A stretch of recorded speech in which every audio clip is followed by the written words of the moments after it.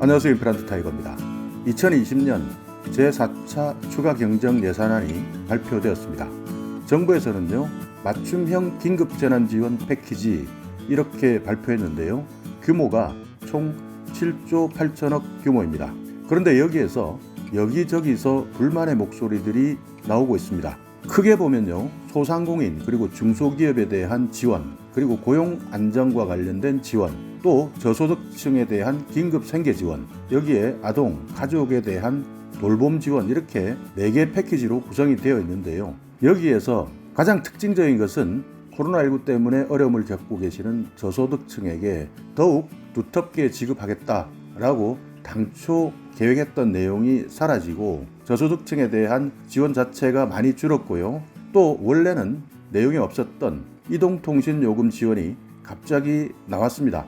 그러다 보니까 선별지급, 그야말로 핀셋 지원 형태로 촘촘하고 두텁게 지원하고자 했던 정부 방침과는 달리 이것도 저것도 아닌 지원금이 되었다, 이렇게 발표하고 있는데요. 그러나 정부안이 확정된 것이지 최종 국회 통과는 남아 있습니다. 그래서요, 어떤 내용들이 논란을 일으키고 있는지, 그리고 앞으로 어떻게 진행되어 갈 것인지에 대해서 알아보려고 하는데요. 오늘 이 영상 궁금하시면 계속 봐주세요.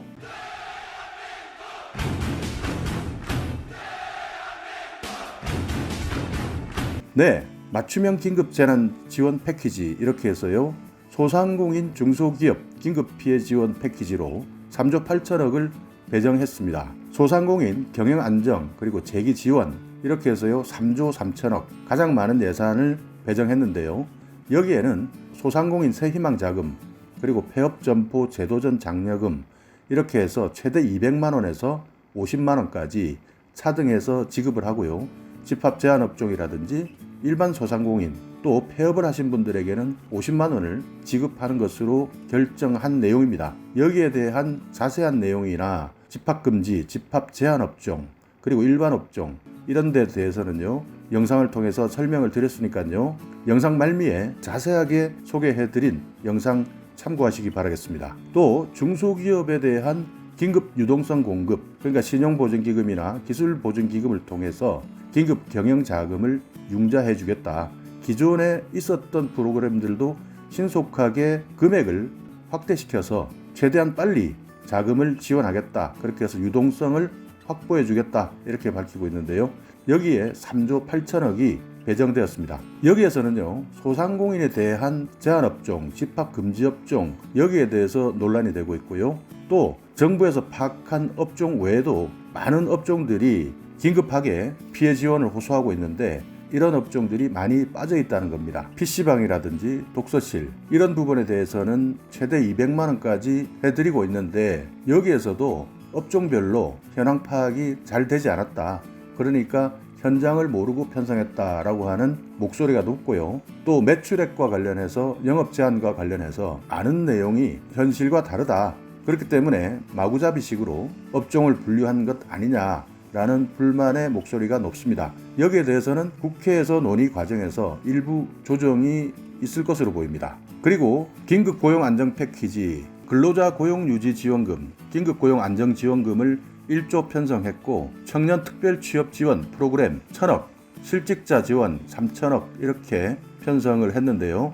여기에서도 청년 특별 취업 지원 프로그램 여기에 대한 논란이 있습니다. 그러니까 지금 한 달에 50만 원을 받고 있고 6개월까지 지원받을 수 있는 프로그램이 있는데요. 이 프로그램을 받고 있는 청년에게도 중복으로 지원을 해주겠다 라고 하다 보니까요, 어떤 곳에서는 정말 지원을 받아야 되는데 전혀 지원이 되지 않고 있지만 청년 특별 취업 지원 이 프로그램에서는 중복으로 받을 수 있다라는 것이 과연 공평한가, 여기에 대해서 많은 논란이 있는 것이죠. 그래서 아마 여기에 대해서는 국회에서 최종적으로 예산을 심사하면서 일부 조정이 될 가능성도 높죠. 그런데 다만 추석 이전에 지원을 하겠다 이렇게 생각을 하고 있다 보니까 여기에 대해서 정말 더 깊숙이 심사를 할 수 있을지 시간이 문제가 되고 있습니다. 정부에서는 속도를 내자라고 하는데요. 속도에만 집중하다 보면 날림으로 추가 경정 예산을 편성할 가능성이 더 커지고 있는 것이죠.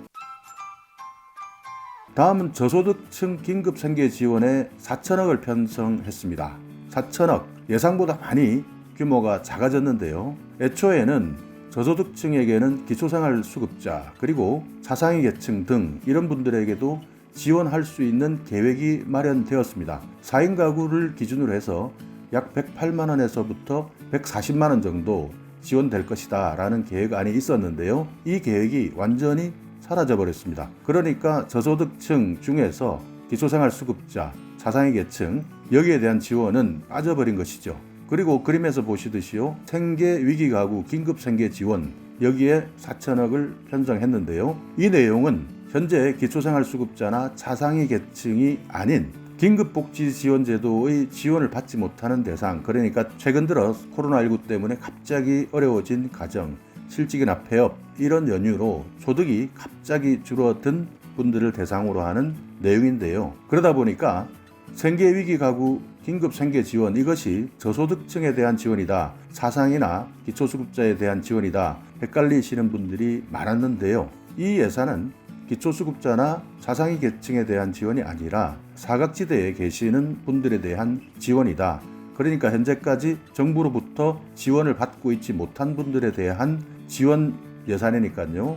꼭 참고해 두시고요. 그러나 옆에 보시듯이 이동통신요금 지원해서 9천억이 편성이 되어 있습니다. 정확하게는 9,200억 정도 된다는데요. 1조가 조금 안 되는 금액입니다. 그렇기 때문에 저소득층에게 차라리 여기에 나와 있는 이동통신요금 지원을 저소득층 긴급생계지원에 예산을 더 늘리자라는 이야기가 나올 가능성이 큰데요. 국민들 입장에서는 이동통신요금을 지원받는다라는 내용에 대해서 대부분 반응이 뜬금없다라고 생각하고 있습니다.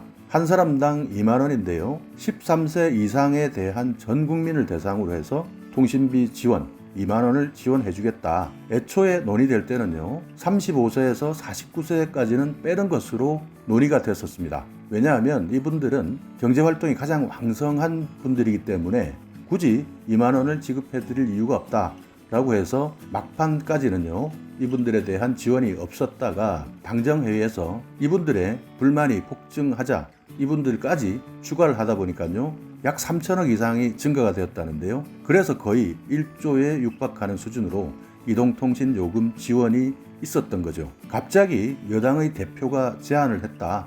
그래서 이것이 받아들여졌다라고 알려져 있는데요. 여기에 대한 여론이 별로 좋지 않은 것 같습니다. 그렇기 때문에 차라리 적은 금액 2만 원이라면 정부가 관리하고 있는 행정정보를 통해서 더 어려운 분들에게 이 예산을 지급하는 것이 현재 재난 상황에서 슬기롭게 대처하는 것 아니냐라는 여론들이 있는데요. 이 여론이 만약 국회 논의 과정에서 반영이 된다면 이동통신요금 지원 이 부분이 저소득층 긴급생계지원으로 옮겨올 가능성도 있는 것이죠. 그렇기 때문에 정말 어려우신데 긴급생계지원의 대상에서 빠진 기초수급자나 자상위 계층에 계신 분들이라면 국회 논의 과정까지도 관심을 가지고 지켜보시기 바라겠습니다. 그리고 또 하나의 패키지는요. 긴급돌봄 지원 패키지입니다. 아동특별돌봄 지원 1조 1천억 이렇게 예산이 편성이 되어 있는데요. 과거에는 7세 미만 아동에 대해서 아동돌봄 쿠폰을 지원해 주었습니다. 이것이 정부와 여당에서 논의를 거치면서 초등학교 3학년까지 지원을 하자라고 논의가 되어서요. 예산이 늘어났다가 왜 3학년까지냐 초등학교 6학년도 힘들다 이런 여론이 더 반영이 되어서 결국 초등학교 6학년까지 만 12세까지 지원하는 것으로 결정이 되었죠. 그러니까 긴급 돌봄 지원 패키지 중에서 아동 특별 돌봄 지원 1조 1천억 원 가장 많은 예산을 차지하고 있는데요. 이 예산이 그대로 초등학생까지 지원을 하게 될지 또 중학생이라든지 또 다른 노인이나 가족에 대한 분야까지 확대되어야 한다 이런 여론들도 있기 때문에 이 부분에 대해서도 지켜봐야 되겠습니다만은 아마 초등학교 6학년까지로 결정이 날 것 같습니다. 왜냐하면 시간이 별로 없기 때문에 더 심도 있는 논의할 수 있는 여유가 없기 때문이죠. 또 가족 돌봄 휴가에 대한 긴급 지원 여기에서는요 휴가 일수라든지 휴가에 따르는 지원 금액 콧벌이 가구는 75만 원까지 그리고 맞벌이 같은 경우에는 150만 원까지 지원해주는 제도입니다. 그리고 이동통신요금 가장 많은 논란을 일으키고 있죠. 이 이동통신요금에 대해서는 손질이 불가피해 보이는데요. 그냥 그대로 발표했다고 해서 어쩔 수 없이 끝까지 가느냐, 아니면 이 내용이 국민들의 요구에 따라서 제한한 지원의 형태가 바뀔 것이냐, 이 부분에 대해서는 계속 함께 지켜봐 주시기 바라겠습니다. 자, 이렇게 2020년 제4회 추가 경정 예산안 맞춤형 긴급재난지원 패키지, 시간이 없다 하더라도 그래도 돈을 쓰고도 환영받지 못하는 예산은 바로잡아져야 되지 않겠습니까? 자, 오늘 영상 여러분께 조금이나마 유익한 정보가 있었다면요, 오늘도 구독 그리고 좋아요 부탁드리겠습니다.